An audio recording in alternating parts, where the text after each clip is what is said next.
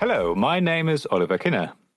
And I'm Jamie Adams, and this is Brainwaves episode 124, bringing you the best in tabletop gaming news. These are the headlines for the week of the 26th of June, 2023. Embracer de-embraces a great deal. nuTSR is old news, and Into the Unknown quacks again. All this and more on this episode of Brainwaves. We're going to start with some probably quite bad news. At the beginning of 2022, Embracer Group, a Swedish-based company that owns many different game studios, completed its purchase of Asmodee. Since that time, we've reported many times on the moves by that company to expand, bring on questionable investment, and generally gobble up as much of the global market as it could. Now it seems that its period of rapid growth is over and Embracer is having to tighten the purse strings. This was originally reported on site Board Game Wire and has also been covered across the gaming hobby on IGN and ICV2, as it affects the world of computer games.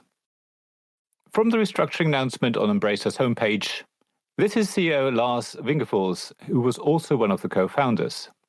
Today, we announce a comprehensive restructuring program that will enable us to realize untapped potential in Embracer Group and better optimize the use of our resources.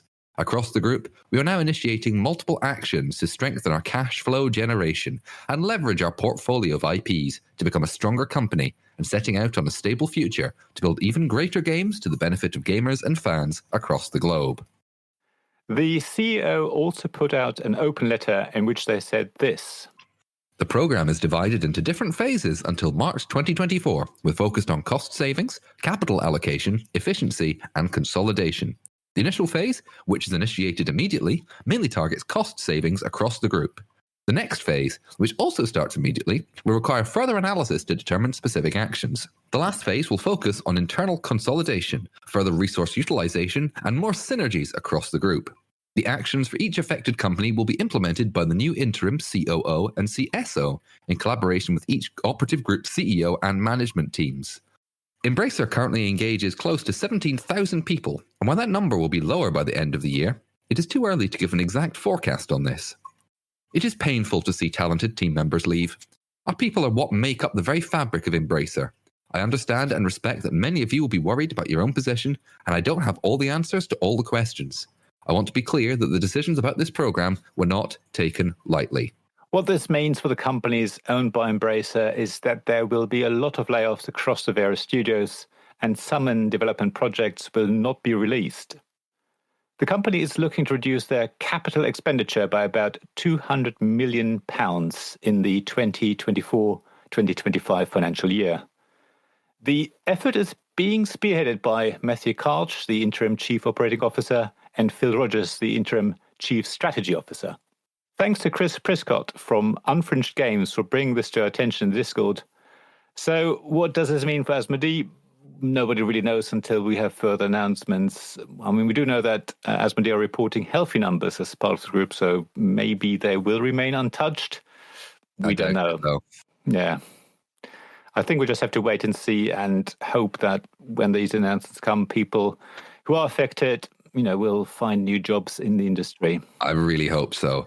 And kind of say, I was saying to Oliver during this, I really don't like the corporate speak in this. I know it's I know you need to have that official language that you have to follow, but my goodness, it just reeks of just, I don't like it. No. So we have covered many times on this podcast the company often referred to as nuTSR. For those of you not familiar, a little history is probably in order. Tactical Studies Rules was the original company that released Dungeons & Dragons by Dave Arneson and Gary Gygax way back in 1974. That company was eventually bought by Wizards of the Coast in 1997, when TSR was close to bankruptcy. Wizards of the Coast went on to release various versions of Dungeons & Dragons over the years, from 3rd edition all the way up to the incredibly popular 5th edition of the game that has seen the fortunes of both D&D, Wizards of the Coast, and role-playing in general on the continual rise. Some, however, were unhappy with the strides Wizards were making in bringing Dungeons & Dragons to a wider and more diverse audience. They decided to revive the name Tactical Studies Rules and pursue their own RPGs that were more traditional in flavour and ignore all the woke nonsense that they perceived as being committed by those behind the current edition of Dungeons & Dragons. If it's not clear, I was using quotation marks over the words traditional and woke. This version of the company was set up by Ernie Gygax Jr., the son of E. Gary Gygax. and also Justin Lanassa. It's colloquially referred to as nuTSR due to a host of reasons. They've had all sorts of controversies, from various examples of white supremacist language in their upcoming Star Frontiers RPG, to posting transphobic, homophobic, and various other horrible things to their Twitter accounts. They managed to kick up enough of a fuss to attract the attention of Wizards of the Coast's lawyers. Wizards of the Coast sued nuTSR in order to stop them publishing Star Frontiers, as they believed it was bringing the D&D brand into disrepute. That lawsuit also includes accusations of perjury with regards to the setting up of nuTSR on the part of Justin Lanassa. Now, we covered this back in episode 107, and since then, things have been, well, relatively quiet because it's been court proceedings. And we can't really speculate. Well, we can speculate, but we haven't really able to report on what's been going on. However, it seems now that everything is over for nuTSR. Shared on Twitter by David Floor, whose tweets we've shared before regarding the original Star Frontiers controversy. Huge news. nuTSR has filed for Chapter 7 bankruptcy and has asked for a stay in the WOTC case. There were some details that came out of the bankruptcy filings. nuTSR's gross revenue for 2023 up to that point was $621.93. Their liabilities are $384,000. It is our understanding that Chapter 7 bankruptcy is a kind that a company cannot come back from. The company will have its assets sold off to pay as much debt as possible and then be dissolved. Thank you very much to Corey in our Discord for bringing this one to our attention. Yeah. Now, we like to try and remain relatively, unbiased when it comes to certain stories in the tabletop space. However, actually, you know what? I don't care.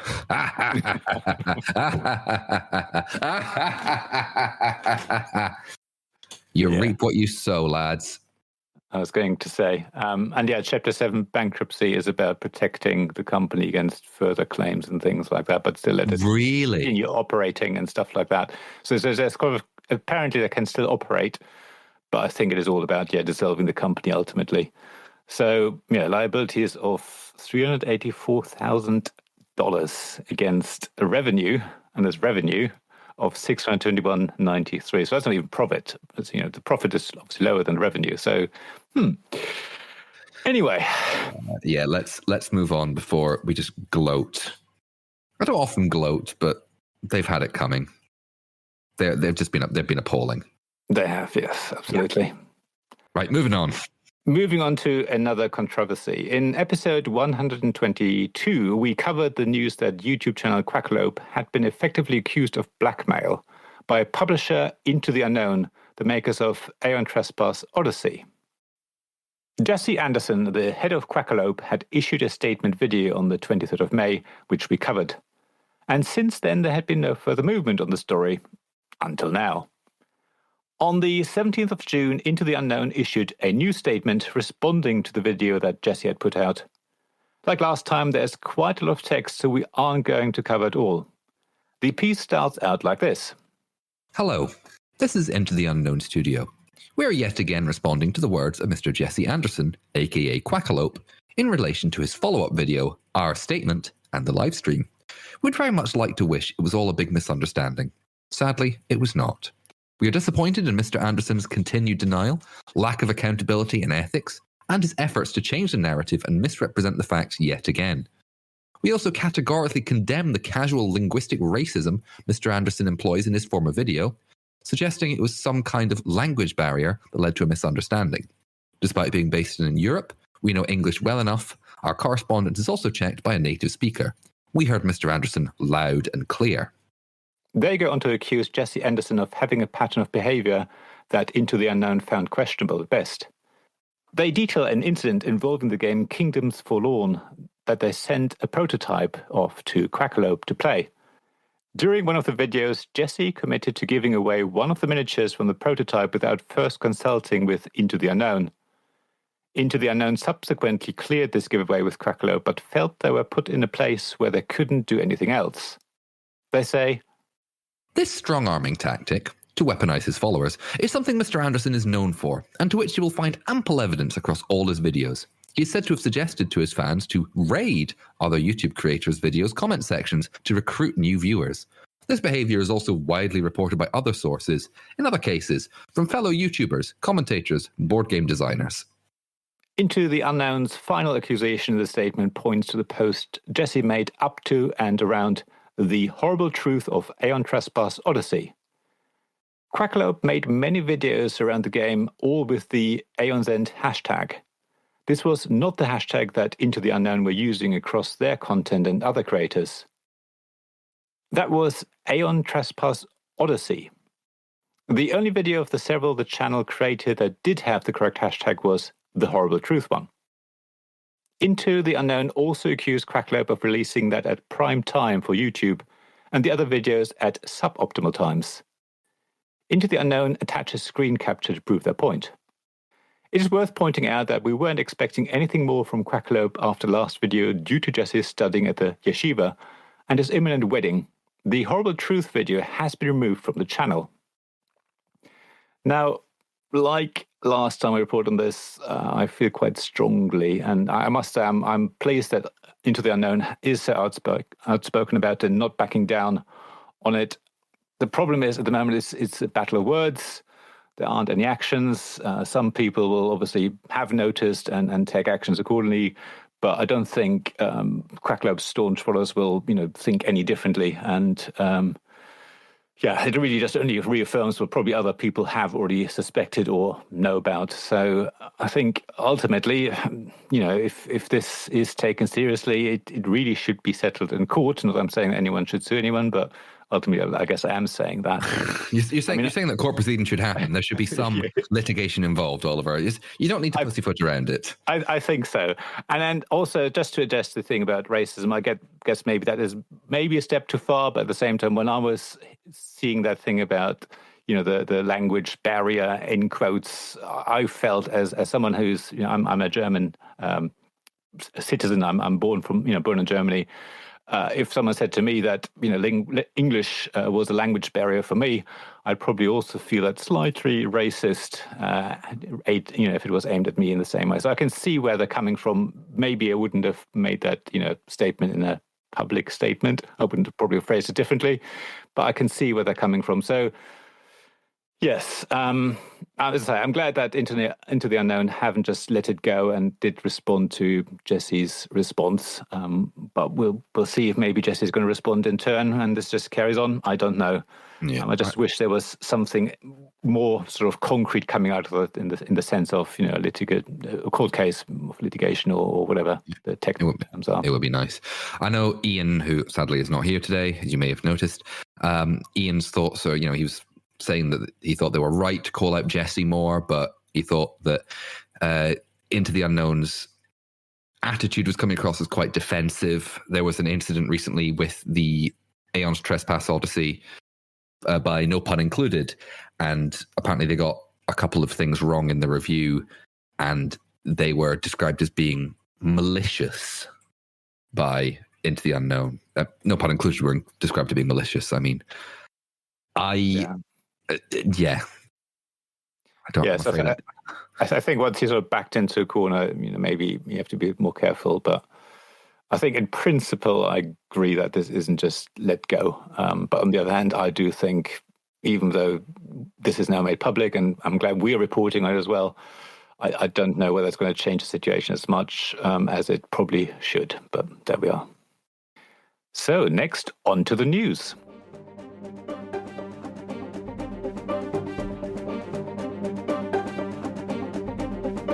As reported by Board Game Wire, Asmodee, the company that likely owns some, if not almost all of your favorite publishers, depending on your type of games, is trying to make it easier for stores to get their games, at least in Europe. Asmodee have launched the European Player Network, which will be a central hub for European retailers to get the games that are produced by Asmodee-owned publishers and more besides. Now, the article from Board Game Wire also highlighted that Embracer Group will be looking at some of the properties Asmodee own to turn into video games, and that Asmodee brought in $1.2 billion last year for Embracer Group. So this is compared to the $1.25 billion that the PC and console segments of Embracer Group brought in. So that's impressive from Asmodee. Yeah. And I guess this is sort of a follow-on to our earlier story about Embracer Group's layoffs. Yeah. But Asmodee, listen, like them or loathe them, they're doing a lot of stuff. Of course they are. They've got a lot of publishers. Yeah, lots of brands underneath them. Yeah.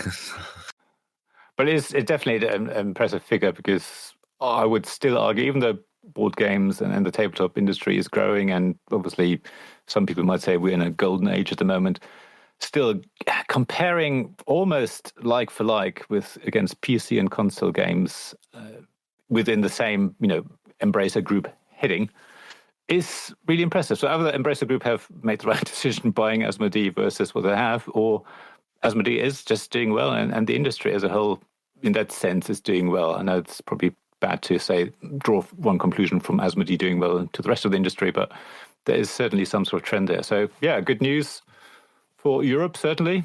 But yeah, we'll see. Oliver, I believe it's your. You have now somewhat subsumed my awards role. I'm happy for this. I'm very happy for this, but it's one of the most prestigious awards in the tabletop gaming calendar, and the finalists have just been announced.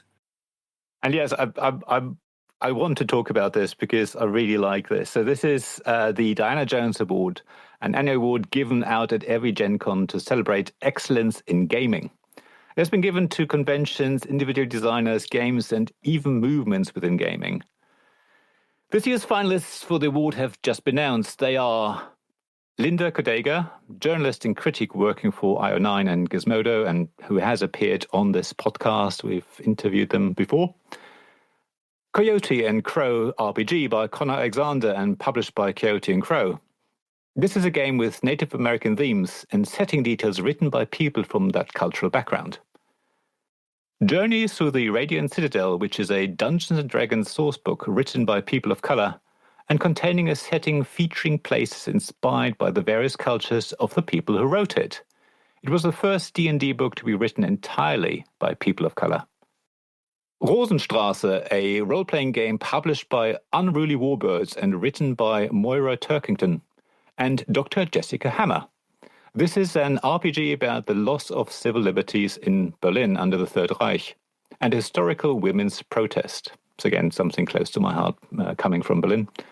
And then finally, we've got Cole Worley, designer at Leader Games and co-founder of Whirly Gig.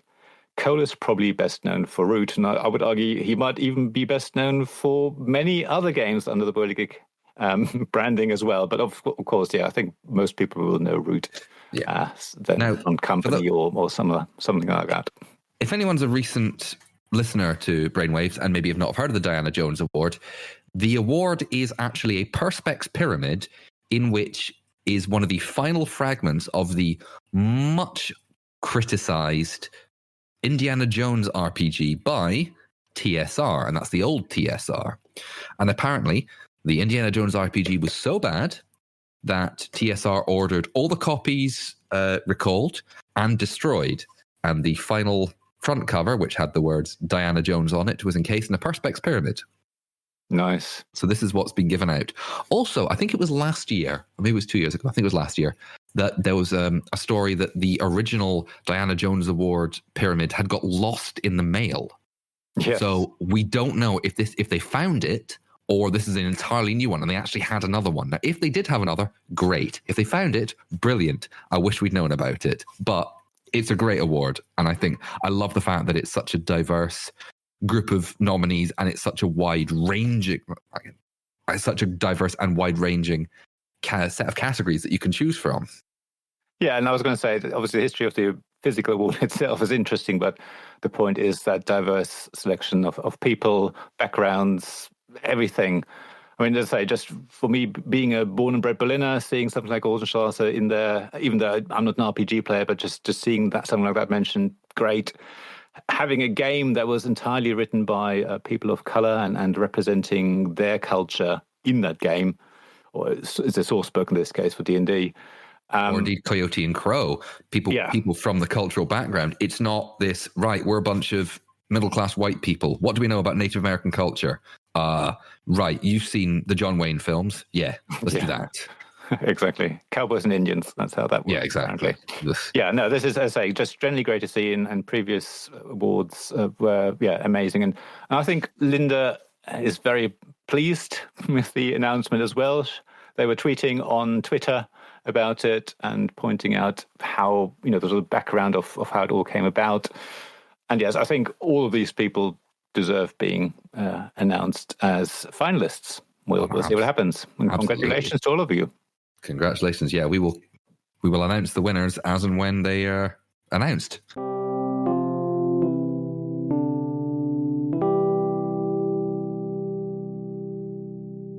Hello everyone, this is Iain from the Editing Suite. Just a little clarification on that piece. The original Diana Jones Award that Jamie mentioned was lost a couple of years ago. They've never found it again. So it is a physical award that is now being given out to the winner.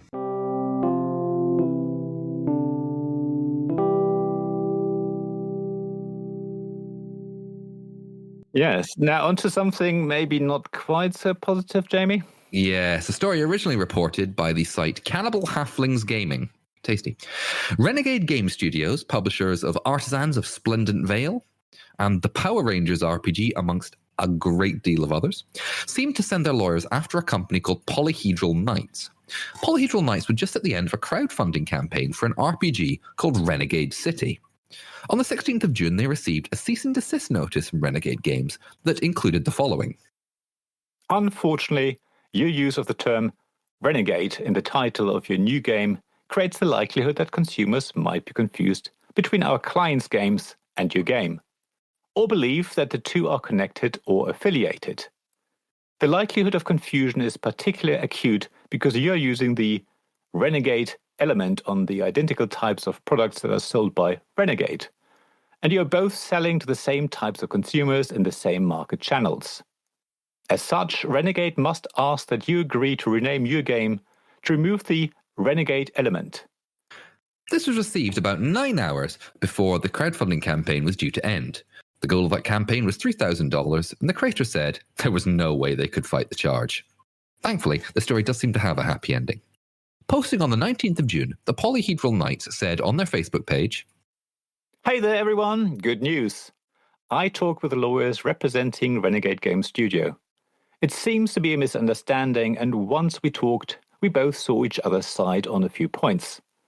I gave them some assurances that I wasn't trying to poach business from them, and that we are not looking to get them in any trouble for us having a similar art to another IP. Once we pointed out that we share an art style, which can't be copyrighted or trademarked, and a similar publicly commercial font with a certain IP, and that is all, they seemed a little more at ease. Turns out that it will be okay with us using Renegade City for this game name. So please go easy on these guys, they didn't know and are now better informed. We're all brothers and sisters in the gaming world. We need to play nice on the playground. Thanks again for everyone's support. That means a lot to me. So this recalls, at least to my mind, several years ago when the company's video game story, it was the company King Games, who is most famous for Candy Crush Saga. They sent lawyers in a very similar situation after the company that made the game, the Banner Saga, because they used the name Saga in it. That whole idea of having to defend your intellectual copyright for a certain amount of time, it's really stupid. And you get these stories. I'm sorry. Yeah. Yeah, I mean, with a name like Renegade, if you'd name your company Renegade, I think you have to expect that that word will be used in other games and other things. I mean, to me, it's just a term. It's not even spelled differently or anything. And I get maybe if they were using the same font, but again, if it's a publicly available font, that's why some businesses have their own logo designed, their own font designs that is, copyrighted by them, trademarked to them, it's theirs. But if you use something that's publicly available and a word that is just a general term, I don't know what you expect. So I'm glad that this has been sorted out for sure. A general note: be wary of trying to throw your weight around. Yeah, that's a general rule. Yeah. Speaking of throwing your weight around, nice. Cryptozoic, the company behind the DC deck building game, found themselves being called out for non-payment of artists recently. Marco Tamura posted an open letter to Cryptozoic on Twitter on the 12th of June. It went like this. Hello at Cryptozoic Entertainment and CEO at Corey Hudson Jones. Earlier this year, I worked with Cryptozoic on an upcoming project of theirs. All illustrations were delivered within the deadlines. Unfortunately, 3 months after the first due date, I haven't received a single payment yet. I have talked to other artists, and I found out that I'm not alone in this one. And digging a little deeper in the company's history, I've seen that this is not the first time they do that. Back in 2021, they did the same thing on another project for @DC Official, DC Comics. The same happened in 2019 Lord of the Rings game, and yet again on their Hex TCG years ago. They seem to do this again and again, especially with artists from third world nations. I'm fortunate enough to have a full-time job and also other clients, but many artists count on this money to pay rent, medical bills, food, and provide for their families. I've tried contacting them several times, but they either ghost me or give me vague responses that never point to any specific date or even a time frame.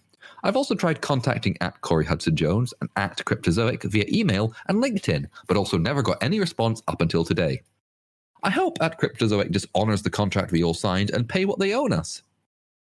To all my artist colleagues that read this thread, be aware that @Cryptozoic does not respect their artists nor honour their own contracts. Now, it seems the situation is resolved. Marker posted on the 14th of June. Hey guys, we received an email from @Cryptozoic stating that all payments should be in within the next 5 business days. For all the people that retweeted, commented, and took their time to help us in this campaign, I want to thank you all. Best regards, Marco Tamura.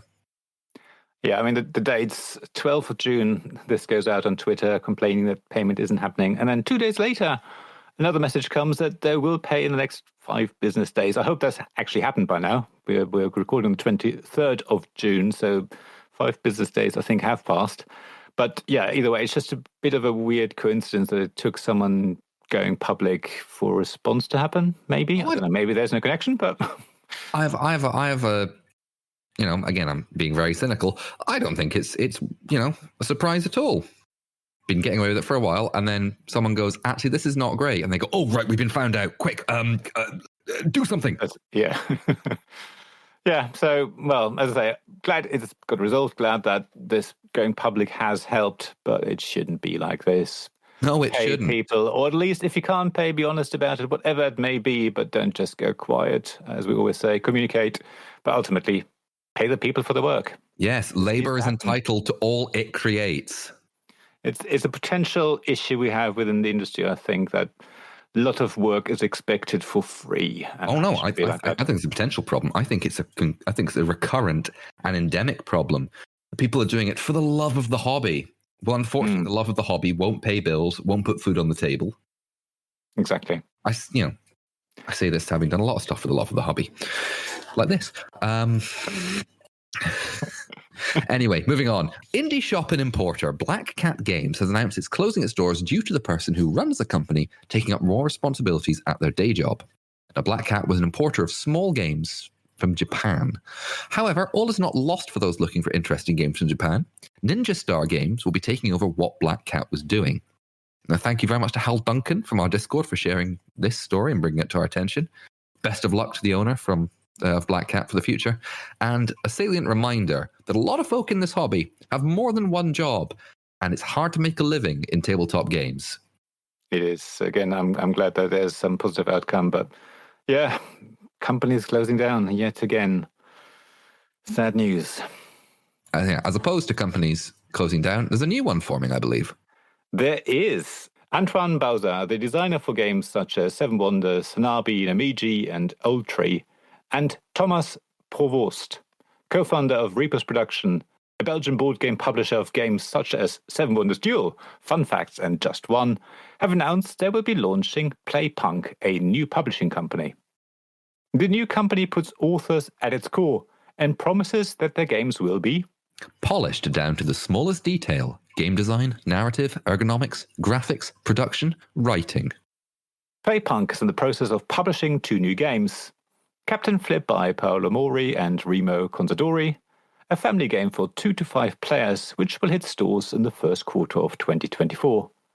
And an expert game for 2 or 4 players by Gregory Grodd and Mathieu Broussel to be released at Spiel Essen next year. And apologies for me pronouncing these names so terribly. But yeah, we've got lots of great names being mentioned here and all working together, which I think is great to see, that these designers and owners of publishers coming together, trying to make games that fit a specific requirement, making sure they're polished and work well and all those sort of things. So, positive news. Modiphius Entertainment, creator and publisher of tabletop RPGs, war games, board games, and card games, acquired some of Nordic Weasel Games' intellectual properties. The deal covers Nordic Weasel's 5 core system, Weasel Tech, as well as many of the games in the line. Ivan Sorensen, the game designer behind Nordic Weasel, will be kept on by Modiphius as a lead writer. Modiphius plan to develop new games in the 5 series, starting with 5 Parsecs from Home, and are currently working on 2 standalone games, 5 Parsecs Tactics and 5 Parsecs Planetfall. They're also planning expansions for 5 Leagues from the Borderlands and working on more 5 core games, including a retail edition of 5 Men from Normandy. Again, it's nice. I hadn't heard of Nordic Weasel. I love the name. As you may be able to guess, I find it hard not to laugh, but it's a great name. But it is nice to see that, a company like Nordic Weasel is finding a home with a larger company like Modiphius, who's got quite a reputation and quite a portfolio. Yeah, and I think it's just literally Sorensen who is Nordic Weasel. So it's just one person, possibly others working in collaboration. So it's probably a very tiny company. And I've looked at the website. Yeah. So yeah, it's nice to see that someone like Modiphius is buying or helping, acquiring. So he is buying Nordic Weasel. By the looks of it, a relatively small company, and working together and bringing their products to hopefully a wider audience. Oh yeah. Magic the Gathering looms large over our hobby, raking in barrels of cash for its publisher Wizards of the Coast and having a huge fan base worldwide. In recent years, the game has been branching out and has started to bring in other IPs to the world of the card game. Warhammer 40,000 has featured, and the most recent franchise to get the Magic the Gathering treatment is Lord of the Rings. The full title of that release is quite the mouthful. Magic the Gathering Universes Beyond, Lord of the Rings, Tales of Middle-earth. The set is due for release imminently, and amongst the many thousands of boxes and millions of cards is a single unique card. The One Ring 001 out of 001 card is a unique version of the One Ring that Wizards of the Coast have printed only one copy of. Cassius Mars Sr., a former NFL player, put a bounty of $500,000 on the card. Then Dave and Adam's Card World offered $1 million. But now, a store in Spain has set the bounty at €2 million, which is around $2.16 million. Gremio de Dragones, Guild of Dragons, has offered the bounty on the card, which is only available in the collector boosters. The card can also only be found in the English collector boosters. So after the bidding it up, and I think the original bids also had a deadline by which time the card had to be presented, and I think the deadlines possibly have run out. But anyway, yeah, this is now the latest €2 million, over $2 million US, depending on current market fluctuations or that. It's crazy. So I mean, it's Magic the Gathering, which is already gangbusters, and then it's Lord of the Rings, again, 2 huge things, and then it's a single card. I mean, at the end of the day, it's a piece of cardboard or pasteboard. Yeah, and oh god, yeah. It's just a unique single printing. That's all. Unless obviously we have another printer who might have printed extra copies. I think no, they won't. Anyway, this is the only one they're doing. Didn't we report on this before, where someone reprinted stuff? Anyway, I mean, possibly, but also there's also been a lot of, let's say, certain vocal minorities in the Magic the Gathering community in uproar because how dare Lord of the Rings characters be reinterpreted as non-white people? To which I say, your tears are so salty, they are wonderful. Yes. I'm unbiased, apparently. No, absolutely. Now, on to even happier news? Maybe. WebSphere Inc., a toys and gifts retailer offering miniatures, RPGs, video games, board games, and apparel, has announced it will launch a line of games under the trademark Mayfair Games. Now, Mayfair ceased operations in 2018 after selling its assets to Asmodee Group. At the time, Mayfair published games such as Agricola, Grand Austria Hotel, and Patchwork, so some hefty games there. With the Mayfair trademarks abandoned, WebSphere filed with the US Patent and Trademark Office to register and begin using the marks for hobby game products. With no objections filed during the comment periods, WebSphere received notices of allowance from the USPTO from Mayfair Games and its logo on the 31st of January of this year. WebSphere President John Houston explained the motivation to reinstate the Mayfair brand by saying, "Growing up, Mayfair Games were a staple at our house.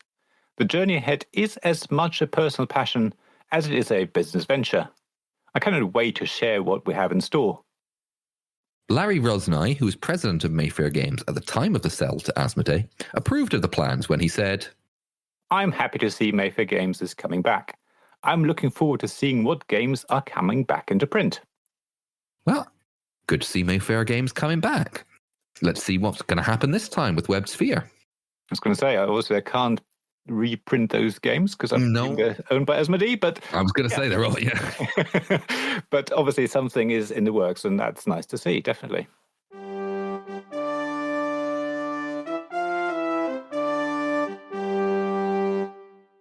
Now, speaking about other things that are in the works, we always want to list jobs, opportunities, and events. So if you have anything, please get in touch. There's more information later. But let's point out the Tabletop Jobs group on Facebook. There's a link in the description below if you want to look for jobs. A lot of them are based in the US, but there'll be some in the UK as well. So have a look there. And of course, we need to thank our patrons, James Naylor, as well as Shaun Newan. If you want to become a patron yourself, please go to patreon.com/thegiantbrain. And there's other ways to support us as well. Metallic Dice Games. We still have the promo code RollWithBrains, all capitals, on the metallicdicegames.com website. And there's apparel from Sir Meeple at sirmeeple.com/collection/the-giant-brain. And there's other ways to support as well at giantbrain.co.uk/support-us-you.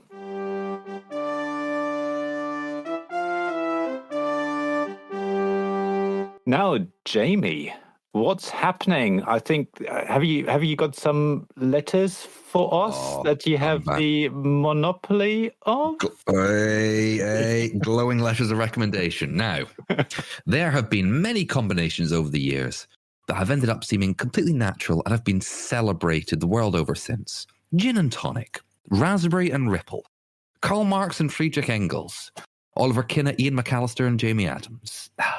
But I hear you cry, we need a new one. Well, dear listener, try this one on for size. A pairing of the 88-year-old Monopoly and the 85-year-old Scrabble. That's right, it's Monopoly Scrabble. And how does it work? Well, if I need to explain it to you, then obviously it doesn't make sense. So here's how it works. It's Monopoly, right? But instead of dice dictating movement, it's the value of the words you spell on the Scrabble tiles on the board in the middle of the Monopoly properties. Now, there are some premium squares on this board, and if you place a tile over it, you can buy the property right there. But buyer beware. If an opponent can successfully place a word that uses said premium tile, the property goes to them. Now, according to Hasbro and Winning Moves, who are the publishers, the game will take about an hour. I'll believe it when I see it. And my apologies, it should be called Monopoly, trademark, Scrabble, trademark.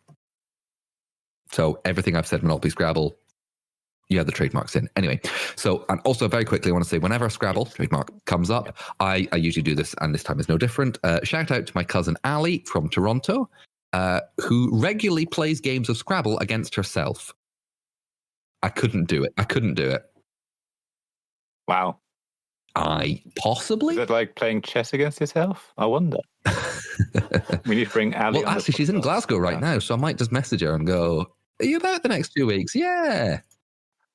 Let's have an interview. Let's have an interview. Yeah. Please do. Yes. Yes. So, well, thank you very much for listening, everyone. If you like what you've listened to, then the best way to help us out is to share the podcast and drop us a wee review, a wee rating on iTunes and your podcast platform of choice. Now, you can also follow Oliver at tabletopgamesblog.com. We have a Discord, which we're usually talking about things and discussing the news and TV and stuff. So come on down. Our Twitter is twitter.com/thegiantbrain, all one word. Our Instagram is Giant Brain UK, again, all one word. Our Facebook is The Giant Brain, once more, all one word. Our website is giantbrain.co.uk, The Giant Brain, of course, all one word. And if you want to email us anything, drop us a wee email on giantbrainuk, all one word, @gmail.com. Thank you very much for listening, everyone. You look after yourselves. Take care. Bye-bye.